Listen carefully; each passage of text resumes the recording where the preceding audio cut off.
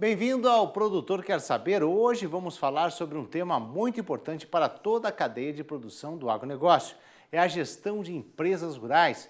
Para me ajudar nessa tarefa, eu recebo aqui no estúdio o professor do Programa de Pós-Graduação em Agronegócios da Universidade de Brasília, Marlon Vinícius Brizola. Muito bom dia, seja bem-vindo. Bom dia, Marcelo. Prazer meu e bom dia a todos também que nos assistem. Tá certo, é um tema importantíssimo, né, professor? Nós vamos começar a nossa entrevista justamente explicando aos nossos telespectadores, né, o que é gestão de empresas rurais. Pois é, parece um tema antigo e ao mesmo tempo sempre novo, né? Porque as empresas rurais, vamos dizer assim, que a gente vai chamar dessa forma, mas nada mais são do que as nossas fazendas, elas necessitam sim de um acompanhamento, de uma gestão, de um pensar administrativo. Afinal de contas, as pessoas dependem delas, né? Os fazendeiros, as suas famílias dependem das fazendas, dependem de uma boa gestão para tocar suas vidas, tocar os seus negócios. Então, nós podemos dizer que as empresas rurais, elas são, vamos dizer assim, elas exigem de uma boa gestão, elas precisam de serem olhadas como com um olhar diferente, não aquele olhar bucólico, aquele olhar romântico, aquele olhar tradicional que muitas vezes as pessoas urbanas olham. Mas para o produtor, ela tem que ter uma visão de como se fosse ali o seu negócio e como é ali o seu ganha-pão. Então é assim que a gente vai tratar dessa forma as empresas aqui, as fazendas dessa forma, daqui por diante. Tá certo. Agora, considerando então que as empresas rurais, né, são as fazendas, como desenvolver nelas uma adequada gestão, né? Se faz da mesma forma que em outras empresas? Bom, a gente costuma dizer que o importante é que a gente tenha esse olhar. A primeira coisa é esse olhar diferenciado. E a gestão se faz a partir do que uma boa administração em qualquer âmbito, em qualquer campo, em qualquer área, vai exigir. Ou seja, um bom planejamento, um bom controle de todas as etapas que são ali desenvolvidas, um bom acompanhamento em termos de escriturário, em termos de escrever, guardar muito bem as informações históricas e, obviamente, planejar um futuro de curto, médio e longo prazo para aquela atividade.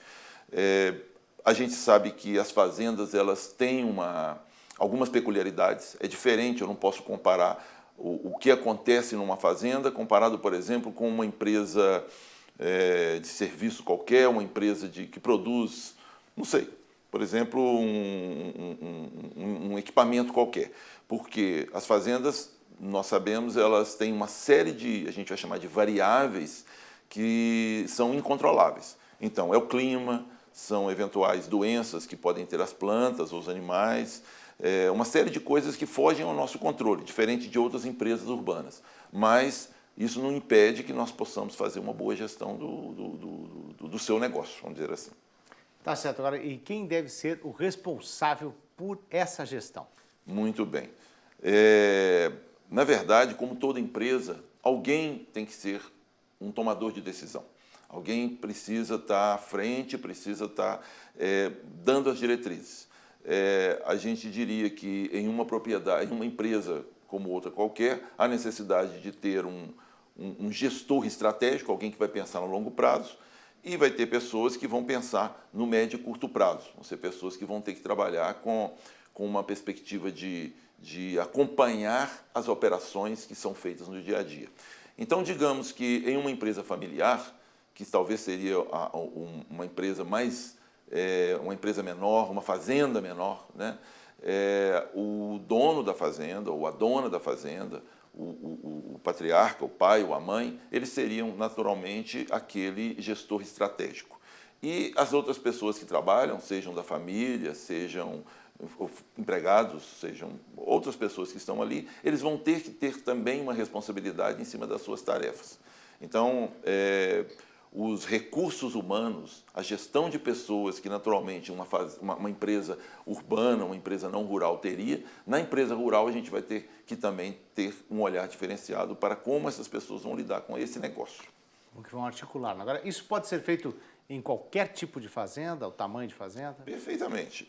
Como eu disse, se a gente está tratando de uma empresa de grande porte, ela se aproxima mais de uma empresa urbana, de um modelo de gestão mais técnico, mais profissional. Mas se a gente está tratando de uma empresa pequena, de uma empresa familiar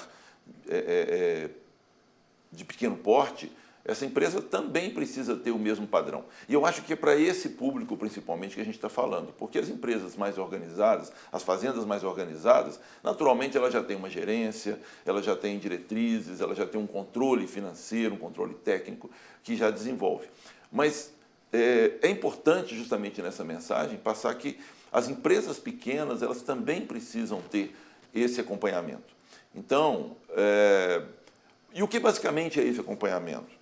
Quer dizer, é você pensar que ali é o seu negócio, ali é o ganha-pão de uma família, de um grupo de famílias, de outras famílias também que estão direta ou indiretamente dependendo. E como sendo, por ser um negócio, a necessidade de ser visto como uma empresa, tendo um planejamento, tendo algumas diretrizes e, fundamentalmente, controle em cima das etapas e das coisas que são feitas ali. Agora, sobre o planejamento, o que o senhor pode falar sobre esse planejamento? Tá, então vamos ser mais práticos, né? Vamos ser mais enfáticos. Muito bem. O que é planejar? Planejar é pensar no futuro, é pensar no que vai ser feito. E como a gente diz, dentro da administração, existe um plano, existe um planejamento de longo prazo, planejamento de médio prazo e planejamento de curto prazo. O que é um planejamento de longo prazo? A pergunta básica seria, onde eu quero chegar? O que eu espero disso aqui no futuro? 10 anos, 15 anos. Né? Então, na verdade, são propostas que precisam ser pensadas no longo prazo e que, obviamente, devem estar dentro de uma realidade possível de ser alcançada. Mas, para você alcançar o planejamento de longo prazo, você precisa de trabalhar com medidas de médio e curto prazo. Então, o que eu preciso, por exemplo, para alcançar... Vou dar um exemplo. Eu quero alcançar uma produção vamos imaginar, uma produção de gado de leite. Eu tenho uma fazenda de gado de leite e eu quero alcançar uma produção de 2.000 litros de leite dentro de 5 anos. Bom, é uma meta. É possível alcançar essa meta? É possível. Então, o que é necessário, então, ser pensado como plano de médio prazo? Qual a quantidade de animais que eu vou conseguir a cada ano, considerando os animais que nascem, descontando os animais que morrem, descontando uma seleção eventual de animais e considerando ainda uma eventual compra. O que eu preciso de trabalhar em termos de inseminação artificial, de melhoramento genético? Ou seja, hoje eu tenho uma média de produção de, eventualmente, 15 litros nas minhas vacas, eu consigo aumentar para produzir uma média de 18 litros? Então, o que eu preciso fazer? Inseminar com animais que vão me proporcionar um melhor desempenho para as filhas, para as próximas filhas, próxima geração de animais que vão estar na fazenda. O que eu preciso melhorar de alimentação? Eu tenho espaço para produzir silo, por exemplo, para atender os meus animais neste ano, no ano seguinte, no outro ano?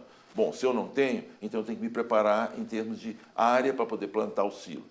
Então, eu poderia ficar o dia inteiro aqui falando de vários exemplos desse tipo, mas o importante é o seguinte, é pensar no que vem acontecer, pensar no futuro. E pensando no futuro, planejando no presente, não vai faltar, eu vou errar menos quando eu chegar lá. Eu vou dar só um exemplo dentro desse planejamento, que é muito comum nas fazendas. A gente vê isso, principalmente fazenda de leite, que eu acho que todo município brasileiro ele vai ter a sua fazendinha de leite em vários... É o que mais tem. É o que mais tem. Então, acho que é um exemplo muito legal da gente passar. É muito comum o fazendeiro prever uma produção de volumoso para seca, tá? Por exemplo, de silo, para produzir uma quantidade de silo, ou seja capim, ou seja milho, ou seja o que for, mas vai produzir uma quantidade de volumoso. E o que acontece? Muitas vezes não pensa que vai chegar lá no mês de setembro, outubro, e nós estamos quase nessa época, né? Vai chegar em setembro, outubro, e o tempo, como eu falei no início, é incontrolável, a gente não sabe se vai chover, se não vai chover, e eventualmente pode faltar volumoso para minhas vacas. O que eu muitas vezes as pessoas fazem? Ficam desesperadas, vão atrás da cana, vão atrás do volumoso do vizinho e tal. E a gente sabe que vaca é um animal supersensível. Se você muda o volumoso, se você muda a alimentação, o leite cai. Então, o que a gente precisa pensar? É uma conta simples. Quantos animais eu vou ter? Quantas vacas vão parir no mês de julho, no mês de agosto, no mês de setembro? Obviamente, vão entrar para o meu grupo de vacas que vão estar sendo alimentadas. E, consequentemente, eu vou ter uma previsão de quantidade de animais e quantidade de comida que eu vou precisar, de quantidade de volumoso que eu vou ter que plantar. Eventualmente, eu ainda jogo uma margem de segurança. Jogo lá 10%, porque o silo eventualmente perde uma parte dele, porque a gente não sabe os planos de São Pedro. São Pedro também tem seus planos, mas a gente não sabe, então pode ser que a chuva atrase. Então, é simples assim. Mas, por incrível que pareça, por tão simples, por tão óbvio que a gente diga, às vezes a gente vê que muita gente passa despercebido com esse planejamento e passa apertado. Agora, não depende do tamanho da propriedade para fazer um bom planejamento? De forma alguma. Quer dizer, no exemplo que a gente está passando, a gente vê que uma fazenda pode ter 10 vacas, ela teria que fazer esse planejamento. Uma empresa pode ter 1.000 animais, ela pode fazer esse planejamento. Uma empresa pode ter 5.000 hectares de soja, ele tem que fazer o planejamento. Em todo sentido, eu tenho que preparar meus animais, meus equipamentos, eu tenho que preparar as pessoas que vão estar envolvidas para poder, qual o número de pessoas, quem vai estar responsável por cada etapa.